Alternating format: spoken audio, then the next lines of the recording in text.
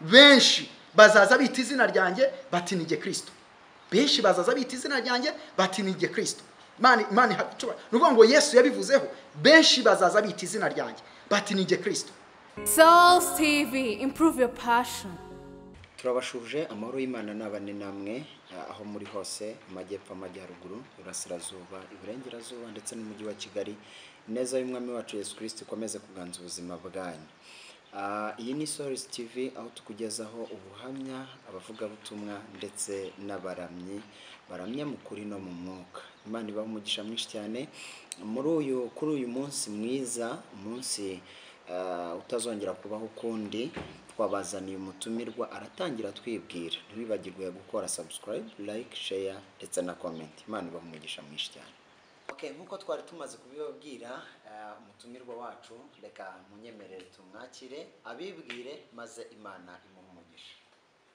Nitwa Ntaganda Jean Aristarque, nkaba ndi umupastori mu itorero rya ADPR. Uyu munsi nkaba nejejwe no kubana namwe muri umwanya muri kiganiro cyiza cyo kuganira ibyanditswe byera. Muranyemerera n'ubundi akomeze atugezaho ijambo ry'Imana, ariko turabanza dusenga Imana nk'uko umuco w'abakristo ugomba kuba uri. Imana turagushimiye, icyubahiro n'ikuzo n'ibi byawe. Turagushimiye ko wera kandi ukiranuka. Turagushimiye kubw'imbabazi zawe nyinshi. Turagushimiye kuri Imana iturinda, ukaturinda amajya n'amaza. Icyubahiro n'ikibi cyawe. Hari byinshi byari kudutwara, hari byinshi byari gutwara ubugingo bwacu ndetse n'imibiri, ariko ushimwe ko warinze ingingo zacu ndetse n'ubugingo. Ntuhabwe icyubahiro. Nyemerera muri aka kanya keza umukozi wawe agiye kuvuga ijambo ryawe, reka ntaba ari wowe izina ryawe rishyirwe hejuru. Urakoze, turagushimiye. Ineza n'ubuntu n'amahoro utanga bikomeze kubana nawe ndetse n'abera bose bagiye kudukurikirana. Ineza yawe ikomeze kubabaho. Turagushimye, turaguhimbaje mu izina rya Yesu Kristo w'i Nazareti, amen. Turamwakiriye atangire atugezaho icyo Imana yashyize ku mutima. Amen. Murakoze cyane. Ndagira ngo dusangire ijambo ry'Imana dusanga mu butumwa bwiza bwa Yesu uko bwanditswe na Yohana, ibice 14 umurongo wa mbere. Haravuga ngo ntimuhagarike imitima yanyu, mwizere Imana nanjye munyizere. Mu rugo rwa data harimo amazu menshi, iyo abadahari mbababwiye, ariko ngiye kubategurira hanyu, kandi ubwo ngiye kubategurira hanyu nzagaruka mbajyane iwanjye, kuko aho ndi namwe muzabeyo, kandi aho njya inzira murayizi. Imana yacu ihabwe icyubahiro. Iri ni ijambo ryavuzwe n'umwami Yesu. Ndashaka kubabwira ku ijambo rivuga ngo isi n'ikiremwa muntu biri mu marembera. Isi n'ikiremwa muntu biri mu marembera. Ntabwo twabihagarika kuko ni ibyahanuwe. Ijambo ryatubwiye ngo ntimuhagarike imitima yanyu, mwizere Imana nanjye munyizere. Uwo ni Yesu wavuze ayo magambo. Yabwiye abakristo ko batakwiye kuhagarika umutima. Hari bituma abantu bahagarika umutima, ariko Yesu ntatwemerera guhagarika imitima. Aravuga ngo ntimuhagarike imitima yanyu, mwizere Imana nanjye munyizere, mwungirire icyizere. Aravuga ngo mu rugo rwa data harimo amazu menshi, iyo abadahari mba mbibabwiye, ngo ariko nzagaruka mbajyane. Imana ishimwe kandi Imana ihabwe icyubahiro. Iryo ni ijambo ry'ihumure ko Yesu Kristo azaza gutwara itorero. Imana ishimwe. Hari ibituma abantu bahagarika umutima. Amadeni ashobora gutuma uhagarika umutima. Kutagiraho kuba bishobora gutuma uhagarika umutima. Nta kazi ufite, ubushomeri bushobora gutuma uhagarika umutima. Amagambo mabi agusesereza ashobora gutuma uhagarika umutima. Kubura umuryango bishobora gutuma uhagarika umutima. Ariko ijambo ry'Imana, Yesu aratubwiye ngo ntimuhagarike imitima yanyu, mwizere Imana nanjye munyizere. Imana ishimwe cyane. Hari umukozi w'Imana hari umugabo witwa Bartimayo mwene Timayo, yarazi ko Yesu afite igisubizo. Yumvise atambutse, yari afite ikibazo cyo guhagarika umutima, ariko yarazi ko igisubizo kibonerwa muri Kristo Yesu. Yumvise Yesu atambutse, aravuga ngo Yesu mwene Dawidi mbabarira. Akomeza gusaba ati Yesu mwene Dawidi mbabarira. Kubera iki yavuga gutyo? Nuko yarazi ko Yesu ari igisubizo. arangije aravuga ngo urifuza ko ngukorera iki? Maze kumuhamagara, urifuza ko ngukorera iki? Aravuga ngo mwigisha, ndashaka guhumuka. Haleluya. Aravuga ngo ndashaka guhumuka. Aramwegera, aramukiza. Amaze gukira agarura ibyiringiro. Niyo mpamvu Yesu avuga ngo ntimuhagarike imitima yanyu. Reka turebe abigishwa bari mu nyanja. Bari mu nyanja byari bikomeye. Ngo Petero agiye kubonabona ngo umuyaga mwinshi, abona umuhengeri mwinshi, abona amazi arimo kwisuka mu bwato. Kubera ko Petero ari umuhanga azi iby'inyanja, atangira gutaka. Aravuga ngo Yesu, ngwino turapfuye, ngwino turengere. Iryo nijwi rikunze kuvugwa n'abantu benshi bari mu bigerazo, bari mu byago, bari mu makuba, bari mu kaga. Ariko Petero amenya yuko igisubizo kiri muri Kristo Yesu. Birashoboka ko nawe ufite ibibazo uyu munsi, ariko ndagira ngo ngire ko Yesu afite igisubizo. Arangije avuga ngo mwigisha, turapfuye. Yesu atwemera kumuhamagara. Yesu ngo ahamagara, Petero ahamagara Yesu. Yesu ajya bitwemerera. Mu byago, mu makuba arabitwemera, mu muyaga mwinshi. Hari igihe imiyaga iza ari myinshi mu buzima bwacu. Hari igihe imiraba iza ari myinshi mu buzima bwacu. Hari igihe akaga kaza ari kenshi mu buzima bwacu. Ariko Yesu atwemera ko tumuhamagara. Petero amenya ibanga. Aravuga ngo nta wundi wankiza, nta wundi wantabara usibye Kristo. Ngo aramubwira ngo mwigisha, turapfuye. Birashoboka ko nawe mu buzima bwawe wumva ufite ikibazo. Kavuga ngo niki cyatumye Imana indema? Niki gitumye ndiho? Niki gitumye Imana iza kubitarandema? Inda mama yaratwitiza kuvamo. Kubera ko ndi mu buzima bushaririye, birangoye. Ariko ijambo ry'Imana riratubwira ngo ntimuhagarike imitima yanyu. Mwizere Imana, nanjye munyizere. Birashoboka nk'uko nabivuze, imiraba myinshi mu buzima bwawe. Birashoboka yuko mu buzima bwawe harimo imiyaga myinshi. Ariko ijambo ry'Imana riratubwira ngo ntimuhagarike imitima yanyu, mwizere Imana, nanjye munyizere. Petero ngo akangura Yesu, aramubwira ngo mwigisha, turapfuye. Yesu arabizi ko umwana w'umuntu ameze, kandi nawe yiteguye kuturengera. Arangije ngo arakanguka, aravuga ngo niki giguteye ubwoba? Niki gitumye mugira ubwoba, yemwe mwaba afite kwizera gukeba? Niki gitumye mugira ubwoba? Abantu muri iminsi bafite ubwoba.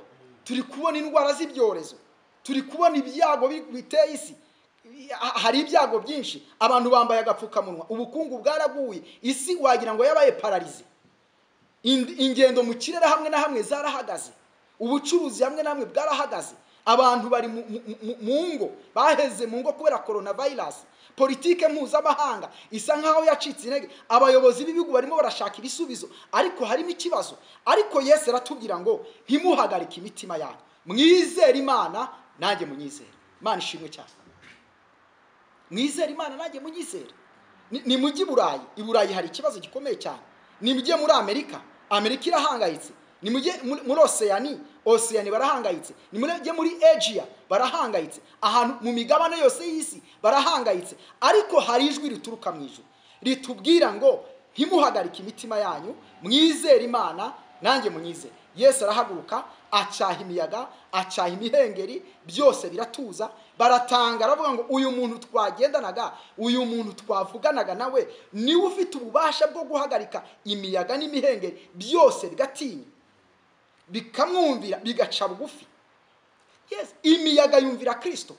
Iryo jwi ryatujije inyanja, rigatuza imiraba n'imihengeri, niryo rimanutse muri uyu mwanya ritubwira ngo ntimuhagarike imitima yanyu, mwizere Imana, nanjye munyizere.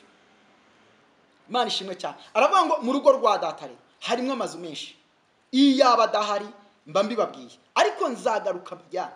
Yesu azaza gutwara itorero, azagaruka. Uko yagiye niko azagaruka. Azamuka mu bicu, intumwa zimureba zibabaye, ngo haje abamarayika bavuga yemwe bagabo. Uko agiye niko azagaruka. Yesu azagaruka. Ariko mbere yuko agaruka hari ibimenyetso bigaragaza kuza kwe. Buri muntu wese, isi iri mu marembera, ikiremwa muntu kiri mu marembera. Yesu arimo kuza kandi aje gutwara itorero. Ndagira ngo mabwire bene data, nta kizahagarika ibyo bihe. Nta kizabihagarika. Abanyabwenge ntibabihagarika. Ibi byose birimo kuba mu isi, ubu ni ubuhanuzi, ni ibyanditswe byera, bizabaho. Ndi ku ijambo rivuga ngo isi n'ikiremwa muntu biri mu marembera. Yesu ari mu nzira, aje gutwara itorero, aje gutwara abera b'Imana. Imana ishimwe cyane. ntawe uzabihagarika. Intwaro zikomeye ntizabihagarika. Leta zunze ubumwe za Amerika ntizabihagarika. Uburayi ntibwabihagarika. Afurika ntiyabihagarika. Oceani ntiyabihagarika. Ubwo ni ubuhanuzi, ni ibyanditswe byera. Nzagaruka amajyane. Imana ishimwe. Bibiliya iratubwira ko hari ibimenyetso. Iyo dusomye ijambo ry'Imana dusanga mu butumwa bwiza bwa Yesu uko bwanditswe na Matayo ibice 21 kuva ku murongo wa mbere kugeza ku murongo wa 44. Abigishwa ngo bicaranye na Yesu ku musozi wa Elayoni, bamubajije ibibazo bitatu. Baravuga ngo ibyo bizaba ryari? Ikindi cya kabiri ngo ikimenyetso cyo kuza kwawe ni iki? Ni ikimperuka y'isi? Tubwire. Ni ibibazo bitatu barabimubajije. Bicaranye nawe bagana. Erega ikibazo dufite nk'abakristo, ntabwo tukigira umwanya wo kwicarana n'umwami Yesu. Turahuze, turi muri byinshi. Bamwe bacitse ururundo rw'abandi bari, ariko se bakristo torero ry'Imana niki tutarimo tubona? Imana ajya ama program atuma abantu badasenga. Mwuka w'Imana avuga ngo umwuka avuga yeruye mumwe bazagwa. Ngo bave mu byizerwa bite ku myuka iyobya n'inyigisho z'abadayimoni. Hari inyigisho z'abadayimoni. Bamwe bazagwa bite ku myuka iyobya. Hari inyigisho za Satani zibwira abantu ngo nimusambane, ngo gusambana ntacyo bitwaye, ngo n'ubundi uyu mugabo n'umugore babyumvikanye ngo bakabikora, ngo ibyo ntacyo bitwaye, ngo ubundi singo Imana yabiremeye iki. Izo byanditse muri Bibiliya. Ibyo ko ari inyigisho zipfuye, ko ari inyigisho z'abadayimoni. Ngo bigishijwe ngo nabigisha ngo bafite uburyari, ngo bafite n'inkovu z'ibyaha mu mitima yabo,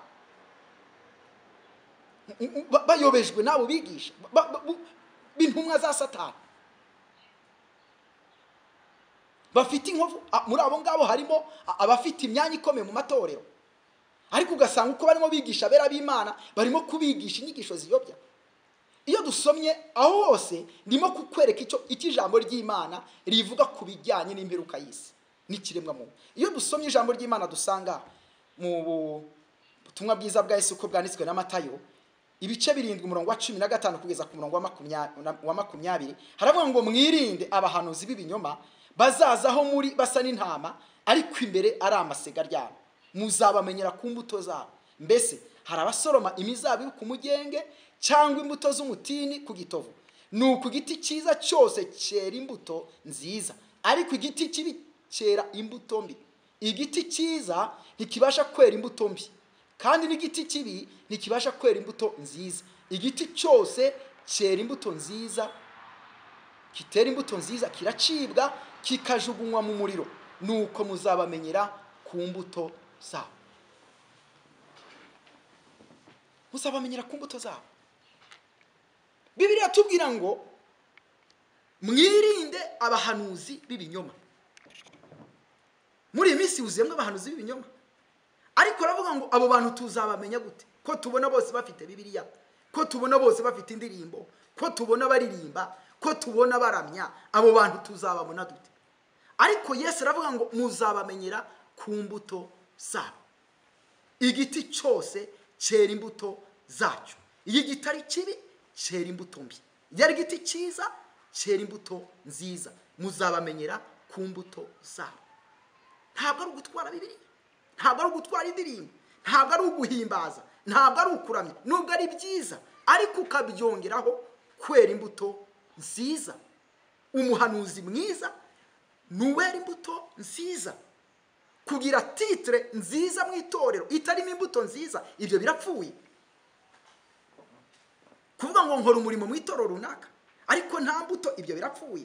Muzabamenyera ku mbuto zabo. Imana ishimwe. Ndimo kubayishura mbereka iminsi ya nyuma uko izaba imeze, kurangira ku isi n'ikiremwa muntu. Ibyo byose tuzabona abahanuzi b'ibinyoma, abantu bavuga Imana ariko bakera imbuto mbi zidahwanye n'ubutumwa bwiza. Nsoza ngana ku musozo, ndagira ngo nanone twongere dusangire ijambo ry'Imana. Mbagira ikindi kimenyetso, ni ibihe biruhije. Iyo dusomye urwandiko rwa kabiri rwa Timoteyo ibice 3 umurongo wa 15 haravuga ngo umenye ko mu minsi y'imperuka hazaza ibihe birushya, kuko abantu bazaba bikunda, bakunda impiya, birarira, bibona, batukana, batumvira ababyeyi babo, indashima, batarabera, badakundana n'ababo, batuzura, babesherana, batirinda, bagira urugomo, badakunda ibyiza, bagambana, ibyigenge, bikakaza, bakunda ibibanezeza aho gukunda Imana, bafite ishusho yo kwera ariko bahakana imbaraga zabo. Abameze batyo ujye ubatera umugongo. Icyo ni ikindi kimenyetso. Ibihe biruhije, abantu bararushye, ariko ubu ni ubuhanuzi. Ibi ni ibyavuzwe. Bikavuga ngo umenye ko mu minsi y'imperuka hazaza ibihe birushya. Abantu bararushye. Umuntu wese afite akanyundo karimo kumukubita gatuma ananirwa. Muri iyi minsi umuntu wese afite akanyundo kari kugenda kamwahuranye. Haravuga ngo hazaba abantu bazabarushye, abakomeye bazabarushye, n'aboroheje bazabarushye, abakire bazabarushye, n'abakene bazabarushye, abize bazabarushye, n'abatarize bazabarushye, uwabyaye azabarushye, n'utarabyaye azabarushye. Abantu bazabarushye. Wubatse urugo, ufite umugore azabarushye, n'utamufite azabarushye, ufite umugabo azabarushye, utamufite azabarushye. Abantu bose bazaba barushye.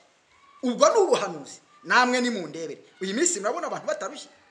Iyo mubona tugenda tumeze gutya, abantu bararushye. Umuntu wese afite ibintu birimo kumushya.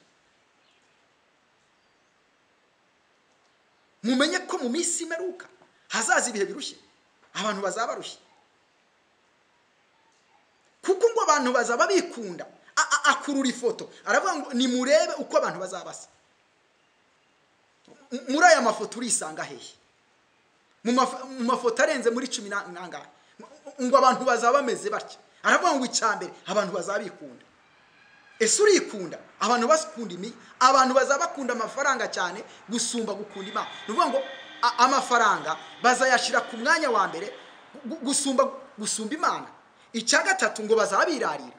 Umuntu yirari. Icya kane bazaba bibona, bazaba tumvira ababyeyi babo, bazaba n'indashima. Cyo ni ijambo ry'Imana. Bazaba atarabera, baba mu itorero ariko atarabera. Imana yacu turengere kandi Imana idutabara. Bazaba baba mu itorero ariko atarabera, bazaba bafite inshingano mu itorero ariko batarabera. Unanirwa gutandukana utizera n'uwize. Ubwo ni ubuhanuzi. Batarabera, badakundana n'ababo mu miryango, ntibakunda. Nta rukundo ruzaba uri mu miryango. Inshuti abantu bazatanduka, inshuti n'abavandimwe batandukanye. Sinabibabwiye mu miryango, nimugende murebe uko bimeze. Amadivorce areze, abantu barimo za gatanya mu miryango. Urubyiruko rwahindutse ukundi, ni ishyano.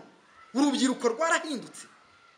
Ngo barimo barigana abanyamurayi, bataye umuco. Abandi barimo barigana. Mwamenye ko nubwo muri hanze, wavuye mu Rwanda Mana, ningira hanze wageze hanze. None se kugera hanze kwawe kwatumye uhinduka ukundi? Dusoza rero nababwiraga kubijyanye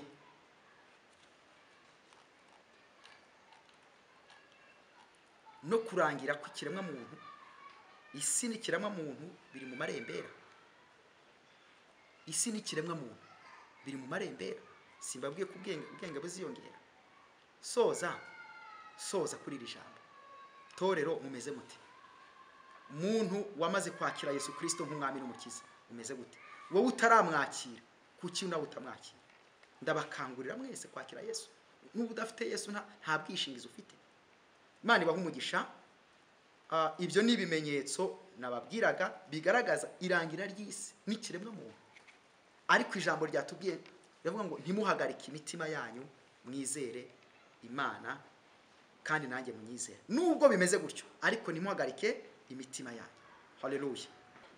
Nkuko rero twahoze tubibabwira, Pawulo yandikira Timoteyo arambwira ngo umenye ko mu minsi y'imperuka hazaza ibihe birushye. Abivuga byose nkuko mwabyumvise.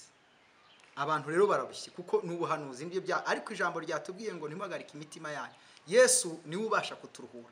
Ikindi kimenyetso ni ikimenyetso cyo kwiyongera k'ubwenge. Iyo dusomye mu buhanuzi bwa Daniyeli ibice 12 umurongo wa 4, haravuga ngo nuko Daniyeli bumba igitabo ugifatanisha ikimenyetso kugeza igihe cy'imperuka, benshi bazajarajara hirya no hino kandi ubwenge buzagwira. Hazabaho kujarajara, ubwenge buzagwira. Ibyo ni ibyanditswe byera. Benshi bazajarajara, bazajya hirya no hino muri iyi minsi yo ntabwo urimo kujarajara. Niba hari ijambo ry'Imana rikunda umuntu hamwe, rikunda umuntu uri hamwe, utajarajara, uri stable, ubwenge buzagwira. None se iyo murebye indege zigenda zitagira abapilote, ibyo ntibyavuzwe mbere? Aya matachi zino za telefone, ubasha kuvugana n'umuntu wo muri Amerika, ukavugana n'umuntu w'i Burayi, uri hano mu Rwanda. Za Webex, ubasha gukorana inama n'abantu kandi wicaye iwawe mu rugo. Za video conference, ubwo ni ubwenge bwagwiriye. Ijambo ry'Imana mu buhanuzi bwa Daniel ngo ubwenge buzagwira. Icyo ni ikimenyetso simusiga bantu b'Imana. Ibyo mwebwe amaso yanyu ntabibaha. Ikindi kimenyetso nkuko twabyumvise rero mu butumwa bwiza bwa Yesu ko bwanditswe na Matayo, ibice 7 umurongo wa 15 kugeza kwa 20, haravuga ngo mwirinde abahanuzi benshi b'ibinyoma bazazaho muri bameze nk'intama, na Satani ubwo abasha kwihindura marayika w'umucyo. Niyo mpamvu mubona muri iyi minsi dufite ibigena bituvangira nk'abakozi b'Imana. Ndagira ngo babwire abantu b'Imana twajwe, ugasanga itorero ni rizima, ariko ugasanga hari abandi bantu intumwa za Satani zinjiye mu itorero. Hari ab'Imana yahamagaye, ariko hari nabo Satani yohereje. Abo ntibabura, aro nibo baza kuvangira itorero. Ugasanga itangazamakuru rirandika buri munsi, abantu bacitse ururondogoro, baravuga ati ariko ibi bintu kubera iki abantu basenga? Twarinjiriwe nyine, abahanuzi b'ibinyoma barinjiye. Ariko icyo nakubwira wowe wamaze kwakira Yesu nk'umwami n'umukiza, humura, Yesu ari mu ruhande rwacu. We kora umurimo w'Imana. Aravuga ngo mwirinde abahanuzi b'ibinyoma, muzabamenyera ku mbuto zabo. Nubwo mubona hari igitangazamakuru ridutuka kubera ko ryabonye ko hari abantu runaka bavuga Imana ariko bakora ibihabanye n'ijambo ry'Imana, ariko nimwihangane kuko twamaze kwinjirwa n'izindi mbaraga, ni intumwa za Satani zinjiyemo, ariko umwami w'itorero aribereye maso. Yesu niwe nyiri itorero.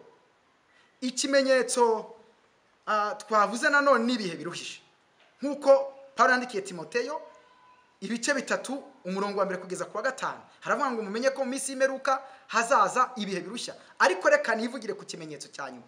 Ikimenyetso cya nyuma ni ukwiyongera k'ubwenge. Iryo ni ijambo ry'Imana dusanga mu buhanuzi bwa Daniel ibice 12 kuva ku murongo wa 4. Haravuga ngo nuko Daniel bumbura igitabo ugifatanije ikimenyetso kugeza igihe cy'imperuka. Benshi bazajarajara hirya no hino kandi ubwenge buzagwira. Ibyo ni ibimenyetso by'imperuka. Nababwiraga kubijyanye n'imperuka. Isi iri mu bihe by'imperuka.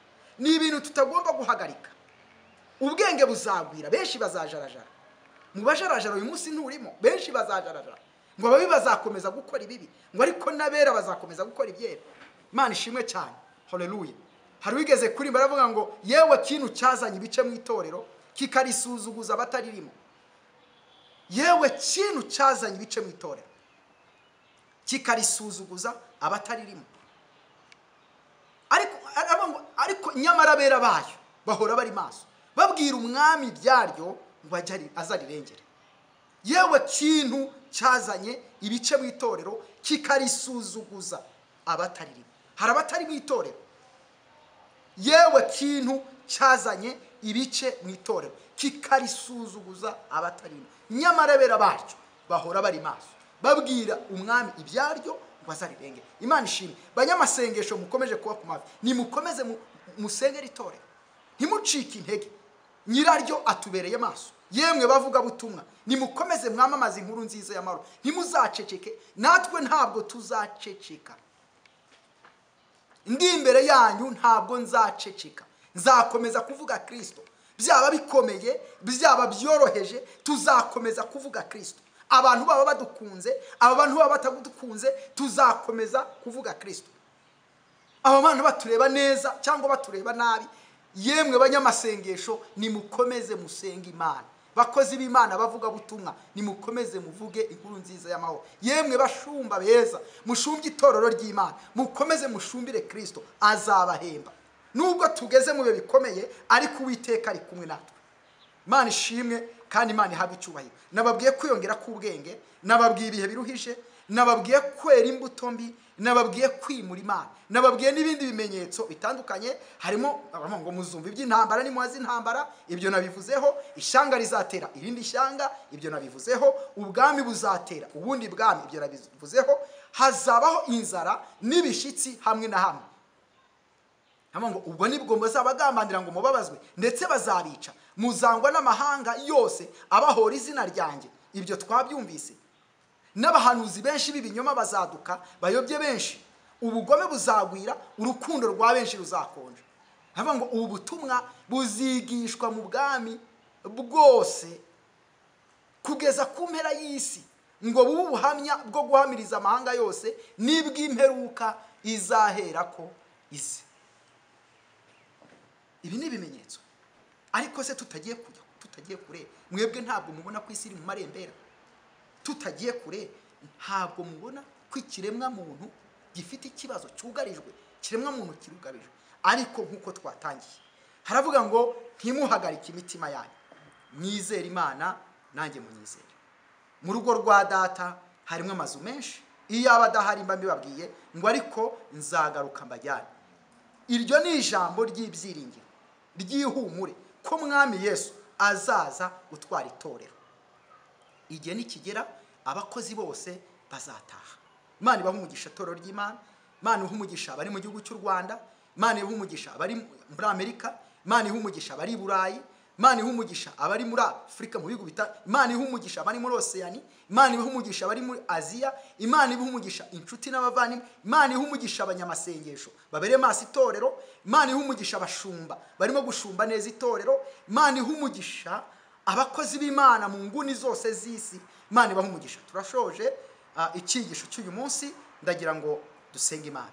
Imana turagushimiye, twumvise yuko isi iri mu marembera ndetse n'ikiremwa muntu cyugarijwe, ariko ijambo ryatubwiye ngo ntimuhagarike imitima yanyu, mwizere Imana nanjye munyizere. Mwami Yesu, tugufitiye icyizere, naho amarembo y'ikuzimu yahaguruka ntabwo azatuma tugira ubwoba, kuko turi kumwe nawe. Dusengeye itorero, dusengeye abantu bitiriwe izina ryawe hirya no hino, abugarijwe n'ibigeragezo, abugarijwe n'ibyago, abugarijwe n'amakuba. Jambo ryarambwiye ngo amakuba n'ibyago n'ibyinshi ku mukiranutsi wanjye, ngo ariko Imana imukiza muri byose. Ndagushimiye kuko uri umukiza wacu, byose tubisabye tubyize mu izina rya Yesu Kristo, amen.